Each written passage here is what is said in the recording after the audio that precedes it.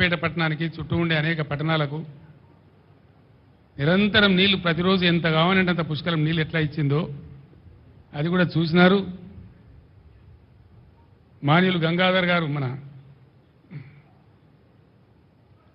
గంగుల కమలాకర్ గారి ఇంట్లో నేను భోజనానికి వస్తే అక్కడ కరీంనగర్ టౌన్ మేయర్ గారు, కార్పొరేటర్లు, ఇతర ప్రజలు చెప్తా ఉన్నారు, రోజు నీళ్ళు వచ్చేసారు కరీంనగర్ టౌన్లో, అట్లాంటి ఇప్పుడు ఆల్టర్నేటివ్ డే చేసిండ్రు, ఇంకా 2 రోజులు అయితే 3 రోజులు అంటున్నారు, 4 రోజులు అంటున్నారు, భయం అయితే ఉంది అని చెప్తా ఉన్నారు.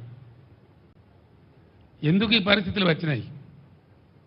నేను మొన్న సూర్యాపేటలో కూడా చెప్పినాను, ఇది ప్రస్తుత ప్రభుత్వం యొక్క తెలివి తక్కువ, అసమర్థ, అవివేక, చెవట విధానాల వల్ల, అర్భకత్వం వల్ల ఈ దరిద్రం మన రాష్ట్రానికి వచ్చింది.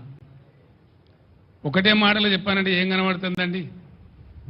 2014 కన్నా ముందు తెలంగాణలో ఏ గోస, ఏ ఏడుపు, ఏ బాధ, ఏ మంచినీళ్ళ ట్యాంకర్లు, ఏ బిందెల కొట్లాటలు, ఏ కాలిపోయిన మోటార్ల రిపేర్లు వేలాదిగా లక్షలాదిగా ఏ సీన్ అయితే 2014 ముందు కనబడతా ఉండేనో మళ్ళీ అదే సీన్ పునరావృతమైంది.